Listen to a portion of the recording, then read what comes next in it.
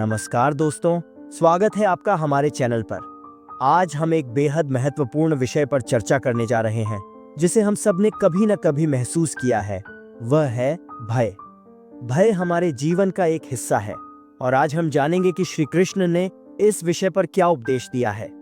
जैसा कि हम जानते हैं, श्री कृष्ण ने भगवत गीता में जीवन के हर पहलू पर गहरी बातें कही हैं और भय भी उन्हीं पहलुओं में से एक है। तो आइए जानते हैं कि श्री कृष्ण के अनुसार भय से कैसे निपटें। तो दोस्तों, जब हम भय की बात करते हैं तो सबसे पहले यह समझना जरूरी है कि भय क्या है। भय एक मानसिक स्थिति है जो किसी खतरे, नुकसान या असफलता के डर से उत्पन्न होती है। यह हमें उस क्षण में असहज और डरा हुआ महसूस कराता है। भगवत गीता में श्री कृष्ण ने हमें सिखाया है कि भय केवल हमारे मन की स्थिति है। जब तक हम अपने मन को नियंत्रित नहीं करते, तब तक भय हमारे जीवन पर हावी हो सकता है। श्री कृष्ण ने कहा, जो मनुष्य अपने भय को अपने भीतर से निकालकर अपने आत्मविश्वास और संयम से जीवन जीता है, वही सच्चा योगी है।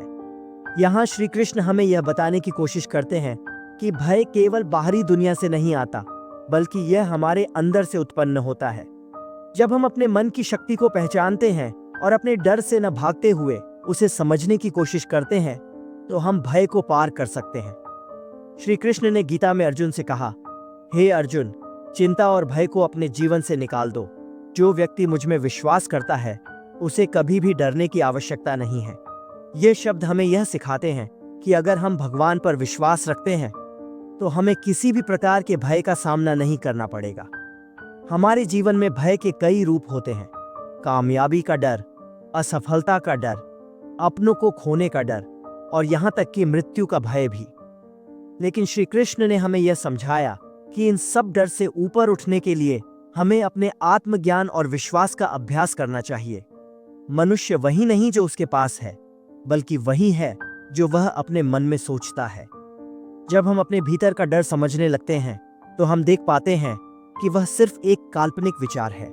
जैसे जब हमें कोई बड़ी परीक्षा देने के लिए तैयार होना होता है, तो डर आता है कि क्या हम सफल होंगे या नहीं। लेकिन यदि हम अपने आत्मविश्वास और प्रयासों पर विश्वास रखते हैं, तो वह डर अपने आप समाप्त हो जाता है। भगवान श्री कृष्ण ने गीता में यह भी कहा, जो व्यक्ति अपनी आत्मा की पहचान कर लेता है, उसे न तो जीवन का कोई भय होता है और न ही मृत्यु का। जब हम आत्मज्ञान प्राप्त कर लेते हैं, तो हम यह समझ पाते हैं कि हमारी आत्मा कभी नहीं मरती और हमारा असली रूप आत्मा है जो हमेशा अमर है। इसलिए श्री कृष्ण का संदेश साफ है।